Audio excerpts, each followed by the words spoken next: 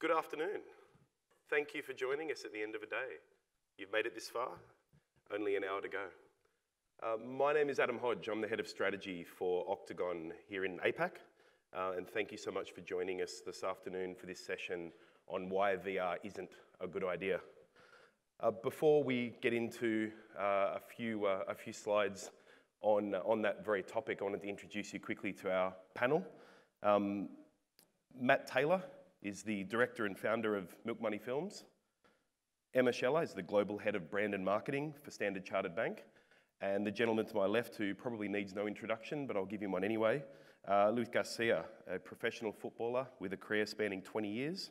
Luis is ex-La Liga and national Spanish player, but is best known for his 3 years at Liverpool Football Club.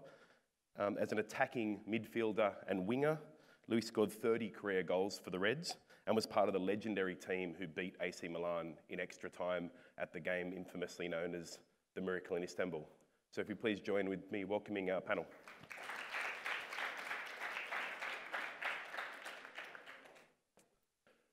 VR isn't a good idea. In fact, it's not an idea at all.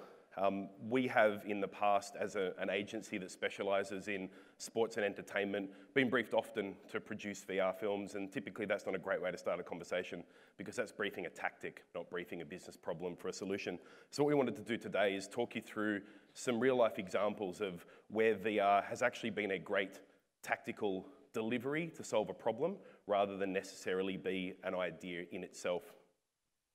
We've already introduced our panel. So let's talk about experience versus the age of information. We're coming out of what we have been terming the age of information, where data has been king, and we're moving into a space where experiences are what matter. And for those of you who've been with many of the other sessions today, particularly the session earlier this morning from the folks at Viacom, it was very clear from the information that they shared that experiences are what is at the core of connecting with a millennial audience. Keith Weed, the CMO of Unilever, and probably one of the most renowned marketers on the planet at the moment, said at Cannes a couple of years ago, 85% of the brand's processing power is below the level of rational consciousness. We have to engage people with their hearts, because if we're not, we're missing out on a huge opportunity, and that's where we can inspire people to take action. Immersive storytelling, of which VR is one specific tactic, is a very powerful way to engage the heart as well as the head. It's a whole new way of storytelling, and it allows us to approach familiar topics from very different angles, and to engage with those emotions so much more powerfully than a traditional 16:9 film screen. And it allows us to move beyond priceless experiences and actually take people into worlds that are legitimately impossible. A great example which I'd like to share with you now is some work from our colleagues in the US at McCann. The brief they received was from the aerospace business Lockheed, and Lockheed wanted to connect with tomorrow's engineers, tomorrow's space explorers, because their insight was, whilst their goal was to take humans to Mars, they knew that that was a long goal and not one that would happen in this generation's lifetime. So they wanted to inspire those of the next generation to become the new explorers.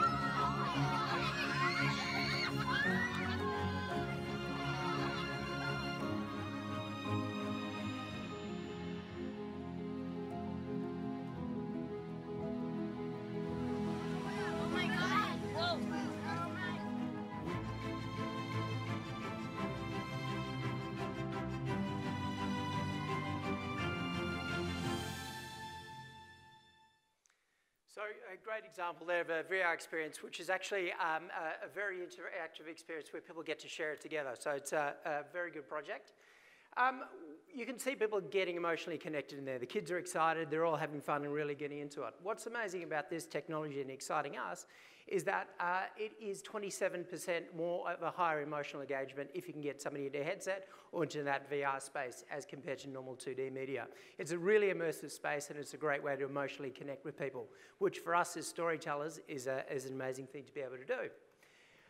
There's been an experiment they've been doing probably for about the last sort of 13 years at the Stanford University in the Virtual Human Interaction Lab.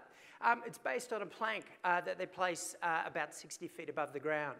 And actually, Lewis and I were talking about this before. When people do something like this in VR, they won't step off that plank, even though they know they're in a plain little grey room at the Stanford University lab. They won't step off that abyss because they think it's real. Their emotional connection has completely overtaken their rational mind. So it's an amazing storytelling method. Two things that are doing it to people that really give that connection. First thing is immersion, which refers to the technical quality of the experience. And the second thing is presence, which is short for telepresence, which is basically the subjective perception of being there. So do you believe what's happening to you is real, and do you believe the place you're in is real as well? If you can get those two right, you can really immerse people in the experience. So to get to today's project here, we're going to show you briefly the project we did with Standard Chartered Bank with a football club called Inside Anfield. I'll just play a little cut down to the experience. Standard Chartered Bank proudly supports Liverpool Football Club. Hi, I'm John Barnes. Welcome to Liverpool Football Club. Hi, Rob. How are you, pal? Okay. All good, mate. All Hello, good. I'm Robbie Fowler. I'd like to say it's been a real privilege and an honour to represent this great football club. And of course, here we have the home team dressing room, where most players will have their own rituals and their own superstitions to get them focused just before the game. Okay, boys. We spoke about everything, so you are perfectly prepared like always. If we are ready for each challenge, we are ready for a big fight. Let's show them this is Anfield. Come on. This is what it means to play at Anfield. This is what it means to play for Liverpool Football Club.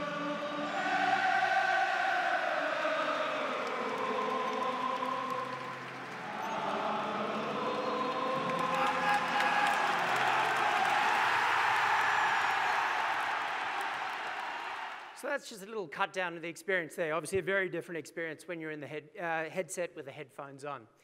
We'll just quickly break it down for you before we get into the panel discussion. A whole lot of thinking has got to go into how we make that experience. It's a completely different thing to the way we used to film things. It's more like we call it directing theatre more than actually directing film. You've got to really think about that experience. Point of view is really important in there. It can really change your perception of the whole experience. In this one, we decided to make you a participant. We wanted you to be a passive participant. You can't do anything because it's 360 video, but we did want to feel like you were actually there and a character within it. Hence, we had some of the legends. This is John Barnes, great guy, was your guide through it. So we open up on John Barnes, and he guides you through the story. And that was really important to make you feel like you're actually there and an invited, very, very special guest. Other things that's different from traditional filming we used to do is that traditional film is a directed story of an experience. It's a director making you feel a certain way about certain things within there, whereas this is an experience itself. They actually believe that you record the memory of this more like the memory of having an experience rather than just the memory of having watched something. I'll give you an example of how things have changed. This is called visual hierarchy. It's a very fundamental cinematography trick.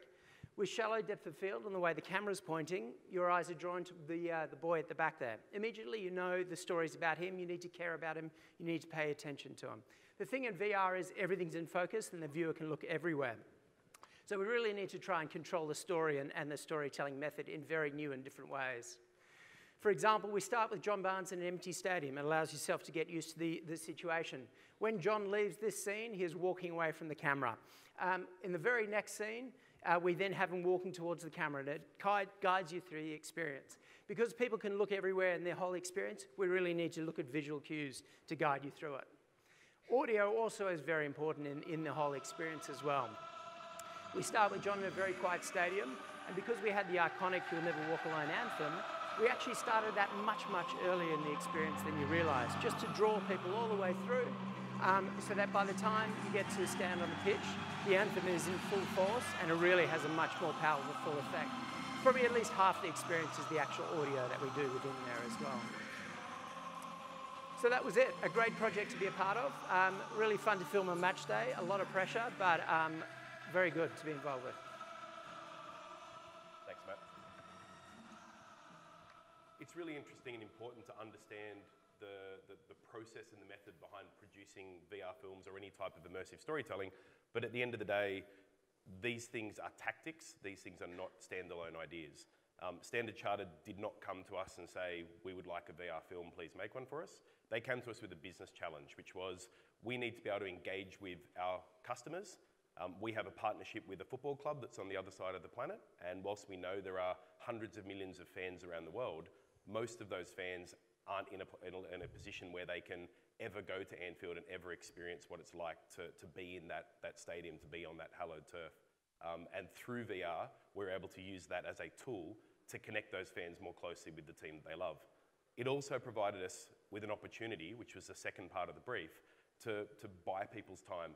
And it's been mentioned again a few times today that time is absolutely the world's most valuable commodity at the moment. And you can either buy that time or you can earn that time. And this kind of straddles those two worlds. We gave people something of value, and in return for that, they gave us their attention for a few minutes. And during that time, the bank can then talk to them about products and services that might be relevant. From a results point of view, and I'm going to look at my phone so I don't get any of these numbers wrong, this has been a highly successful campaign for the bank.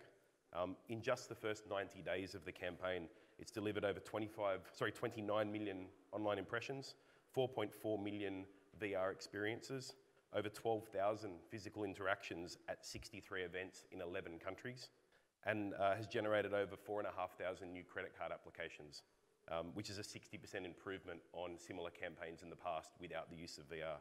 So I think on all metrics, and just in the first 3 months of the campaign, very, very successful, and something that we're very proud of, and we're glad that our client is as well. What's next?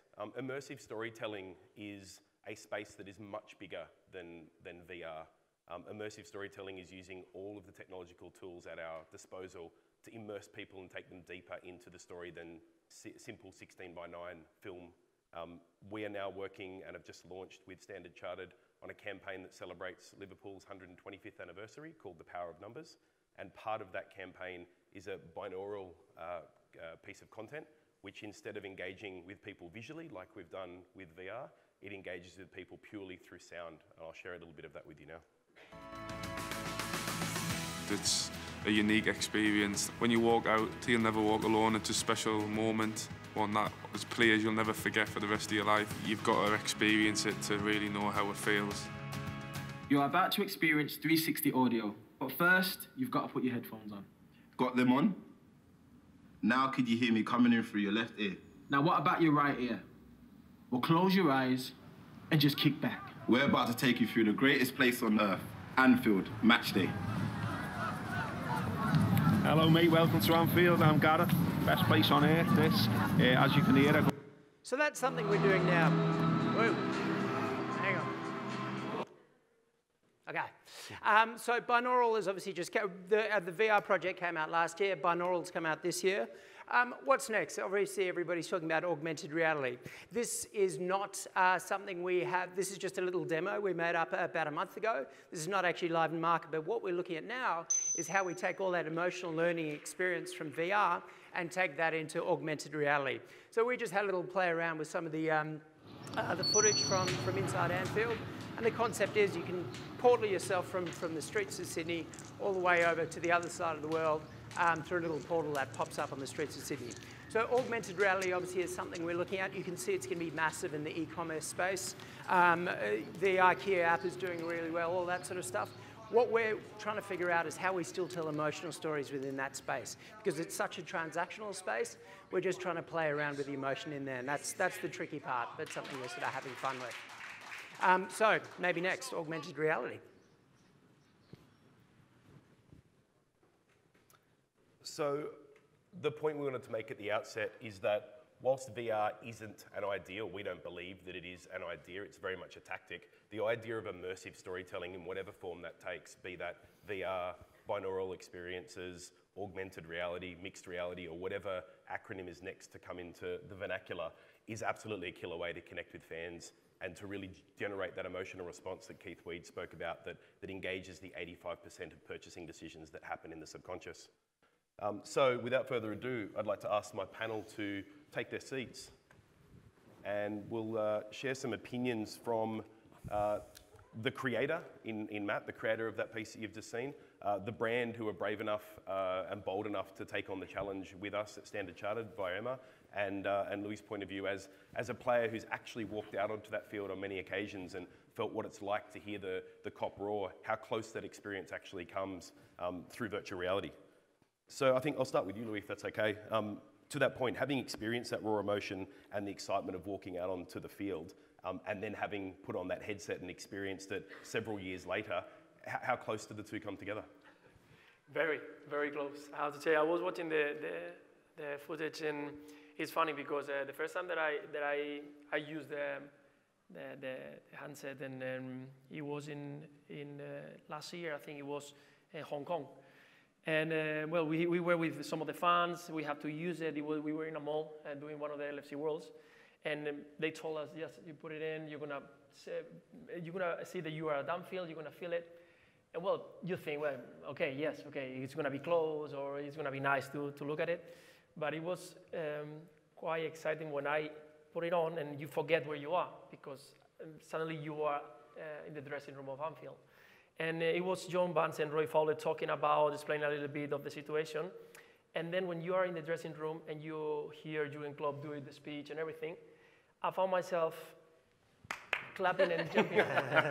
Good man. And it was a moment of embarrassment because I knew that there were a few of the people just looking at me, but you really don't understand what is happening. So that's the feeling that really you are inside of the dressing room, and it was quite amazing to be back there and to realize that you are far away from it, but so close.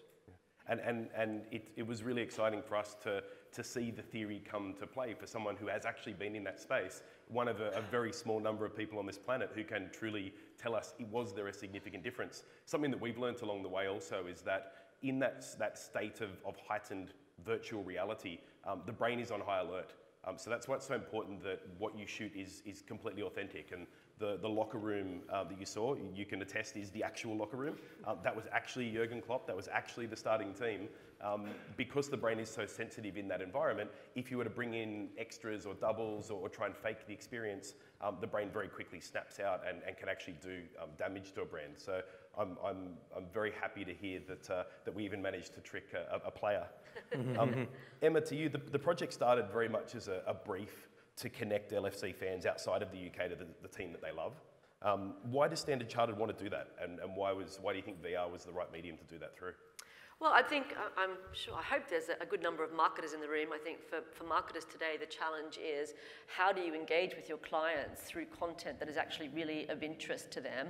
And of course, how does it link back to Standard Chartered as well? We've sponsored Liverpool Football Club for 8 seasons now, and their global fan base very much mirrors where we operate across Africa, Asia, and the Middle East. I think the challenge, as you say, is with over 500 million fans globally, there's potentially a chance that no more than 5%, if even that, will ever get to Anfield. So how do we really take Anfield to the fans? And I think that was the challenge for us. And then once you start to break that down and once you start to think about the best ways to do that, virtual reality really is the ultimate sensory experience that we can create for these people. And you've talked about the results, and I think it was really an important first step for us, not only in content creation and engagement, but also thinking about how to do it in an innovative way. Great. Matt, you spoke about VR requiring a completely different approach to shooting in traditional 16:9, and you've been in the film production business for a long time, so you've spent time in that world. Yes. And then in this new world. What do you think is the best example of VR-specific thinking in how Inside Anfield was shot? As I said before, you really need to think about it in a completely different way, about the whole experience of it. But for me, I think the one that people don't actually realise is how important the role audio plays within it. And in particular, working with the great anthem, You'll Never Walk Alone, it's such a powerful device. We use that, it pretty much starts at the beginning of the experience and draws you through it. So I think that's something that most people wouldn't actually realise, but is actually really affecting them emotionally. Emma, back to you. I guess, we consciously gave the title of this session a title that would stir up a little bit of controversy. And to be frank, virtual reality is sometimes dismissed as a little bit of a gimmick, as a lot of these technological-based ideas are. But in this case, the immersive technology actually provided the SCB staff with that time that they needed to actually have conversations with prospective customers. And as we spoke about earlier, that buying or earning attention is absolutely crucial to brands these days. How important is it to generate this one-on-one time with current and new customers at these sorts of activations? Absolutely. I think you referenced the numbers, it was like 4,000 plus credit cards, which is a great output from this kind of activity, but not necessarily the sort of the starting objective. And again, I go back to the fact that our sponsorship of Liverpool is a really core brand asset for Standard Chartered as a bank. So we're always looking at ways to be able to leverage that asset and to be able to connect our clients and fans of the football club to whatever experiences we can bring to them. So again, it comes back to that engagement piece. And with something like Inside Anfield, the ability to create that dwell time is as much about us finding out more about the clients and really understanding their needs and interests. And if there is an opportunity to have a commercial conversation, that is of course hugely beneficial for us. But really it is much more focused on that client insight and that client understanding and the deepening of those relationships. Great.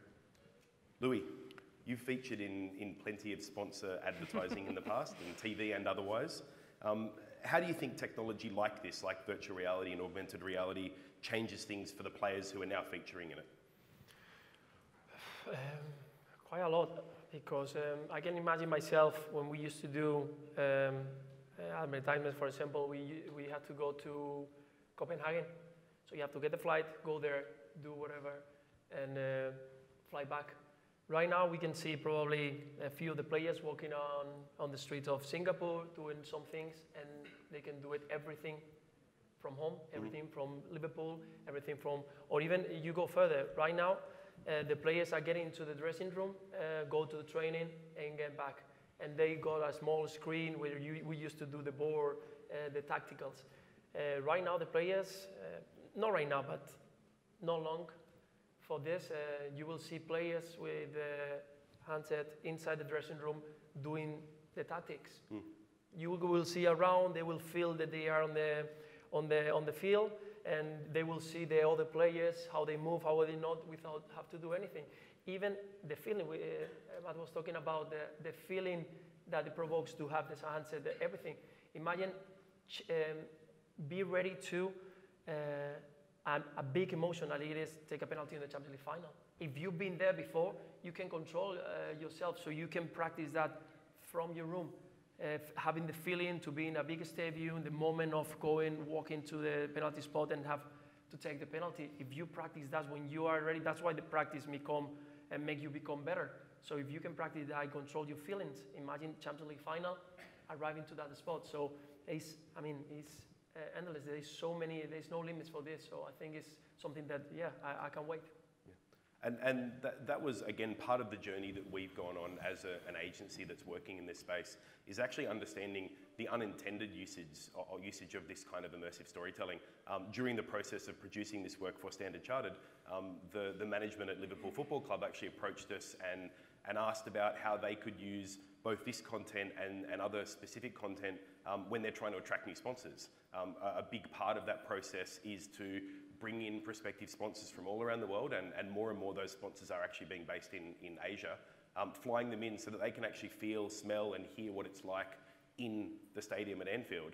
That's a very time-consuming and a very expensive process, and they actually believe that a virtual reality experience can go a very long way to fulfilling that as a sales tool. And whilst there would always be a need at the final end of the day to maybe bring those guys to Anfield for the final negotiations, this can shorten that process and can significantly reduce the cost of securing new partners. So whilst it was never an intention, it was an interesting side benefit of this sort of storytelling. Emma, this year LFC is celebrating 125 years, which is an amazing milestone. And as we briefly mentioned with the binaural experience, Standard Chartered have launched a new campaign called The Power of Numbers. Tell us a bit about the role of immersive storytelling in that second campaign and how the bank is continuing to evolve the partnership with the club. Absolutely. Well, I think the constant challenge of creating innovative client engagement is something that we face every day. And realistically, it's not that easy for a bank. We're not built with a whole lot of content that naturally lends itself to high levels of engagement for clients. So again, I think the power of Liverpool and the power of that partnership is its ability to constantly create that content for us. 125, obviously, the 125th anniversary of the club is a very, very important milestone. And I think what we've been able to achieve in this particular series of storytelling is a very rich and powerful and hugely authentic series of stories that tie back to the numbers that really matter to the club. So they tie back to the numbers that have incredible stories behind them that also really matter to the fans as well. And it very much speaks to, I think, the values and the beliefs of Liverpool, and also very conveniently mirror those values and beliefs of Standard Chartered as well. So I think that was a really nice synergy. The bank is in itself 150 years old, so I think that kind of synergy of established brands working together was really powerful. And I think in this instance, unlike Inside Anfield, this has only been distributed through digital. So it's through all of the fantastic digital channels that we have out there today. And incredibly, since it launched in August, we've had over 90 million impressions. We've had 20 million views. Now, for the bank, those kind of numbers are not the sort of numbers that we see in social media on a frequent basis, if ever. So it's been a really exciting journey for us. And I think we're only possibly a third of the way through the campaign. We have a lot more really exciting content to come. Great. Matt, back to you. Outside of the obvious work that Milk Money have produced, what piece of immersive storytelling do you kind of hold up as best in class these days? It's pretty much just anything from Milk Money. I think that's it. No, I think the field trip to Mars you showed before, I think that sort of room scale VR where it allows people to have a shared experience, because that's certainly the thing about VR. While it's really powerful, it is quite isolating. So I think that's a really great space to look at, is when people can have that shared experience and still have that immersive emotional connection, but be able to do it together. And I think those are some great examples. Great. And Louis, beyond playing, now going into commentary and punditry and some of the work you've done with beIN Sport and other media channels, life on the other side of the camera, is it harder playing or is it harder commentating and watching other people play? No, for me, of course, it's a lot easier to be on the beach, because I've done that for many years and most of the time of my life. And when I went to the other side, it was quite difficult to talk, listen when they're talking to you, where you have to look. So at the end, you have to get used to it. It's another world for me and for most of the players who are getting used to the TV. But recently I had another step of being on now we're talking about VR, on a digital studio that I've never done before, a virtual studio. So that it was quite different to be sitting down there, nothing around, just green all around me, and you have to talk and look around and saying, well, I suppose that it will be something. It was quite surprising when you look on TV and you see that the studio looks like a football pitch, actually, because it's so big, huge, and the feeling is quite amazing. So I enjoy very much doing it, and well, hopefully I can continue doing a few more years. Great, and it's fascinating. I know that for many years, elite sports people get great media training to make sure that they're able to react in front of the camera, but now having to learn a whole new skill of imagining what's behind you, talking to tennis balls, and normally it's a Q&A, so yeah. You answer about something that is what you've done or what the teammates have done. So it's not about understanding where I have to look, or when is my cue, or what is so many things that you have to continue learning. So well, it's a new thing. Then it's quite interesting. And I like to be challenged, and I enjoy very much as I start. Great. We've seen a peek into the future of immersive storytelling today, with Apple now putting the power of augmented reality into the pocket of everyone here and everyone in the world. Emma, what's your prediction for how the most progressive brands are going to continue using these tools? I was saying to you earlier on, there was quite a lot of interesting articles in various journals today about augmented reality, and I think we as a bank, obviously technology and innovation is fundamental for us, and we're spending close to $3 billion over the next 3 years just on our technology program, and that really is looking at sort of the foundational and the experiential as well. So I think there's going to be a lot more coming up in that space, and we will certainly be looking at something like augmented reality potentially less in the consumer banking world, but perhaps more in the corporate banking world. I think there's some really rich storytelling that can be done in that particular space. In terms of other industries, I think sort of any industry where you're going to have the benefit of sort of virtual visualization, that's a mouthful, virtual visualization is going to really matter, whether it's in the fashion industry, whether it's in the homewares industry. I think that concept of being able to take things and put them into people's lives virtually is going to be really, really fascinating to watch. Great. One more question, then I did promise that we would give the audience some time to pepper some questions to our panel. Louis, finally to you. As brands like Standard Chartered and others who sponsor football and other sports around the world, continue to help to try and get fans globally closer to the teams they love and the players individually that they love. Because the research that we've done in Asia particularly is that a lot of the passion for football particularly is connected with the players themselves, that people feel a really personal bond with the players. How do you think allowing fans to feel this close can impact on the players themselves? Do you think it's a positive or a negative? No, I think it's positive. I think it's feeling more love from all your supporters. At the end, it's a chance for many, many millions of fans that people have around the world have the chance of being involved with your team. I'm not going to have a chance to be sitting next to Firmino or Coutinho, and that's allowed me to do that. And for the players to know that at least they're going to have something, a little small thing from us, I think it's fantastic for them. It will get closer to the players from the fans. Great. And as promised, we've got around about 10 minutes to go to the floor. Louis has kindly agreed that not only can we cover some questions about the topic today, but if there are any hardcore Reds fans in the audience and want to ask some football questions, please feel free. So is there anyone that would like to start things off? The back here? I think we've got a microphone coming your way. Hi everyone. Louis, I just wondered, who was the craziest footballer you ever played with? The craziest. The maddest. The mad. I don't know. Well, there's a few, but I don't know if you remember Jermaine Pennant. Yeah. Yeah, probably some of you will remember. It was, we won't say crazy, but it was those kind of are shouting on the corridors and making noises. Loud. And yeah, we can call him mad. So yeah, it was one of them. It was a fantastic guy, but yeah, it could come out with something any day or something different. And Tato's music, it was horrendous. So yeah, it was kind of a funny guy. Yeah, Jermaine Pennant. Thank you. Tim. 5 times.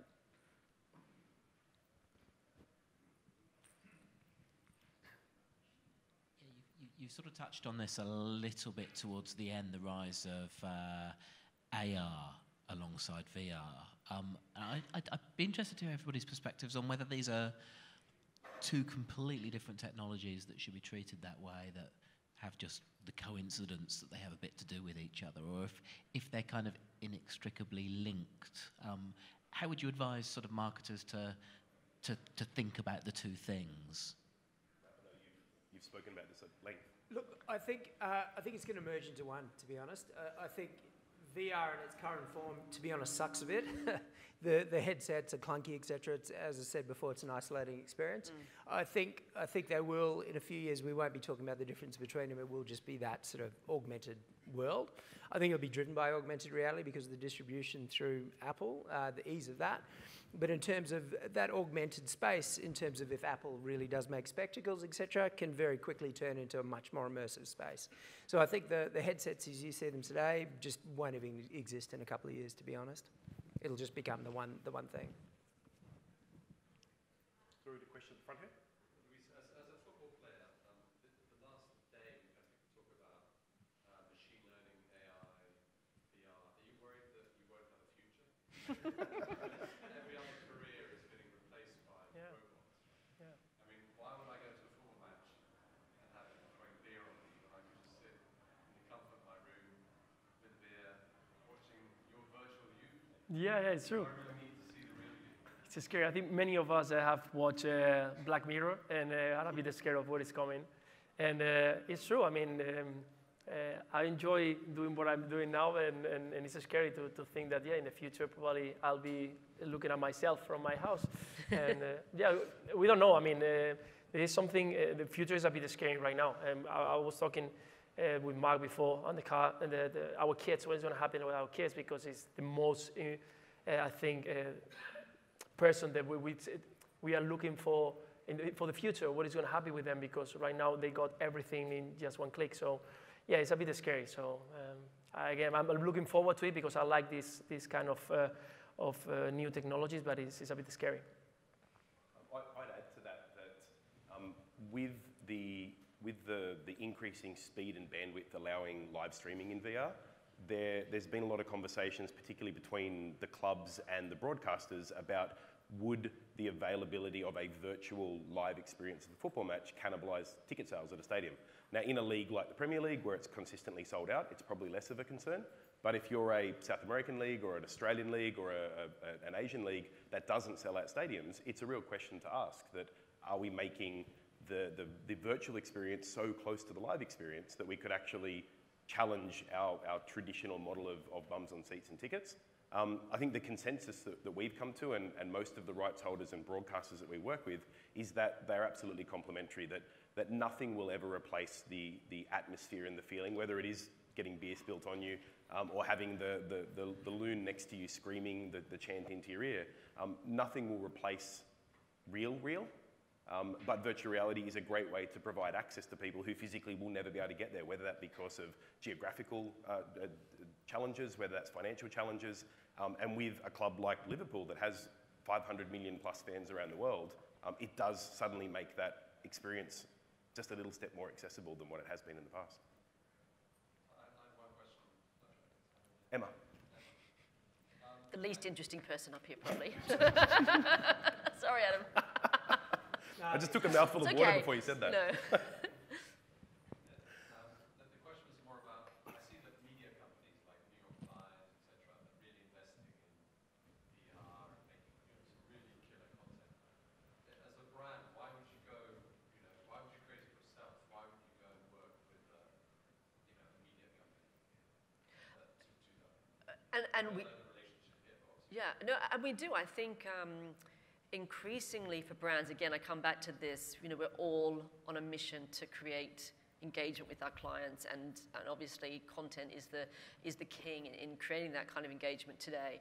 And so we look at all forms of being able to do that, whether it is in partnership with media houses, whether it is in partnership with bloggers, whether it is in partnership with specialists in certain fields. I think you have to keep an open mind to all of this because it is an ever-changing landscape as well. And if you're just sticking to the traditional ways of creating content or thinking about how you're engaging with your clients, then you're definitely missing out on where this whole journey is going. And so absolutely, it is a really, really important piece for us. And we do it. We're probably not at a point where we're doing it as well as we'd like to be doing it, as consistently and with as much sort of strategic thinking behind it. But I think we're going to see a lot of change in that, that sort of organizing thought in the next sort of 12 to 18 months.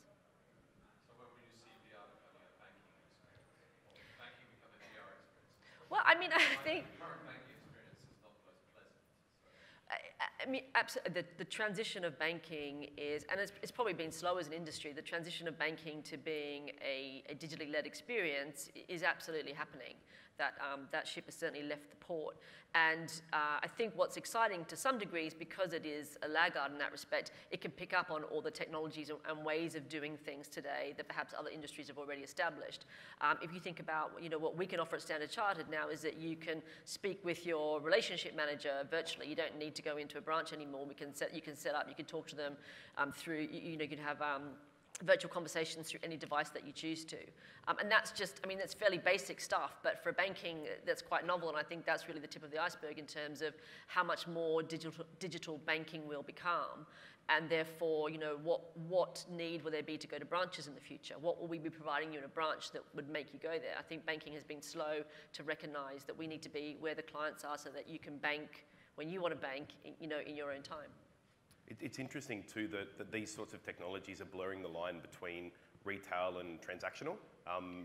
Another client of ours who's actually presenting next door at the moment in MasterCard, they are looking at these sorts of technologies as a way to allow people to try on clothes virtually and in that same environment actually purchase. And through things like iris recognition, where you can ensure safety and authentication in a virtual world, you can actually connect the transactional component and the experience component in that one moment. So I think where those two things intersect is going to be really interesting from a fintech and a banking point of view, as much as it is from the retailer's point of view. You in the front? We recently had Professor Mark Ritson here in Singapore. That firebrand, one of my favourite people on the planet. As you know, he's a firebrand. He's a bit of a naysayer, particularly on VR. Yeah. So I get it from the LFC, from the players, from the fans' point of view in terms of what VR can do to extend, enhance the experience if you can't physically be there for whatever reasons. I just, from a brand, from a marketing point of view, I just want to get a sense of, obviously you've allocated a sum of money to pay for this. When you know, how do you answer to your management in terms of is it effective or not, and what kind of KPIs are being sort of held to, as it were? I think the conversation is not led by VR, it's not led by any channel, it's led by what your clients are looking for from you as any, you know, in whatever industry you're in or whatever service you're providing to your clients. It's really about letting them take the lead in terms of how they want you to engage them and figuring out the best way to do that. I think in the case of Inside Anfield, because as we said, we knew how many of our clients and how big the fan base was globally that will never get to see Anfield. How can we bring that to life for them? Which also reinforces our sponsorship of Liverpool Football Club and ultimately plays into the growth of our awareness. So what are the things that we look at? Well, beyond the sort of the classic metrics of the actual activation itself, we look at a longer term basis over the impact of Liverpool as a sponsorship vehicle, but then also with some of these activations that we do and its impact on our awareness and consideration. So there's a lot of studies that we do on an ongoing basis to really look at that quite closely. It's something that was very much top of mind for us when we first took this brief almost 2 years ago, well before the subject of the actual channel and VR or otherwise came up, was this idea of, particularly in this part of the world, a lot of banking retail acquisition programs are based on face-to-face interactions and gifting of premiums, whether it be a luggage or a football or a shirt or a hat, and that is a reoccurring cost of acquisition. Something like this, which can be produced and then amortized over many, many years, it does the same thing. It captures someone's attention and it buys a little bit of time to have a conversation with them. This is something that engages with someone's passion rather than the immediacy of, gee, I'd like that free thing which very quickly wears off.